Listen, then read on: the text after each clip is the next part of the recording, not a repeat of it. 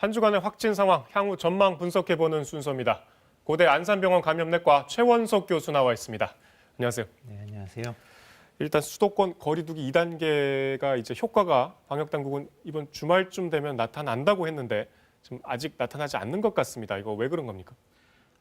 사실 이제 저희가 생각하기에는 지금 확산세 자체가 양상이나 계절적인 요인이나 또는 이 거리두기 단계 상향이 적용됐던 시점으로 보아도 충분히 낮춰주기 좀 어려울 것이라는 전망이 있었고 그것이 지금 현실로 좀 드러난 것 같습니다.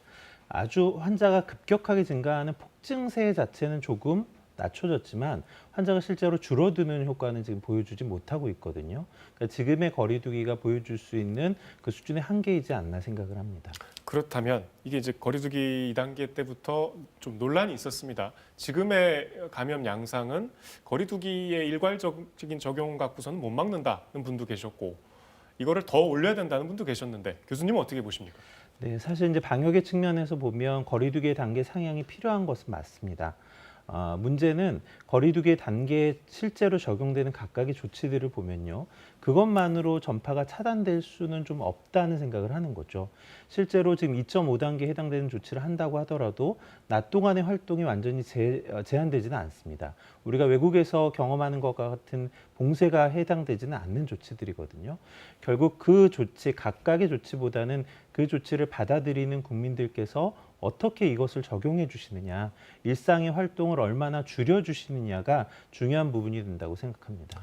그러니까 뭐 거리두기 상향이나 연장 여부가 아마 뭐 내일쯤 나올 텐데 그 단계가 중요한 건 아니라는 말씀이신가요? 네, 단계도 필요하죠. 왜냐하면 어떤 정책적인 메시지가 있어야 합니다.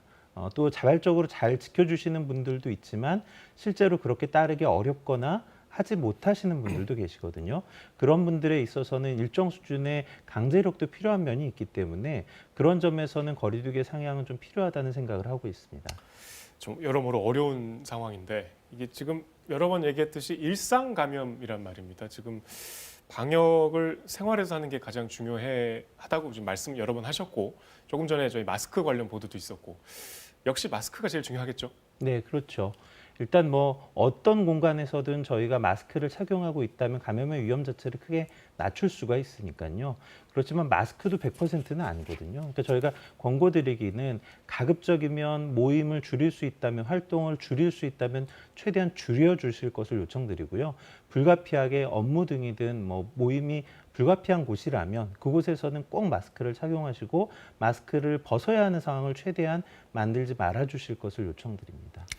예, 좀 다른 질문 드려보겠습니다. 지금 이제 역학조사, 지금 이제 확진자가 나오면 동선을 추적하는 역학조사를 하고 있는데 이게 확진자가 갈수록 늘면서 역학조사도 결국 사람이 하는 일이지 않습니까?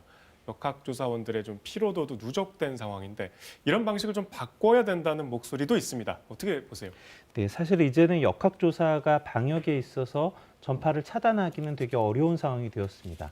이미 전파의 속도가 역학조사가 따라가지 못하는 상황이 되고 있거든요.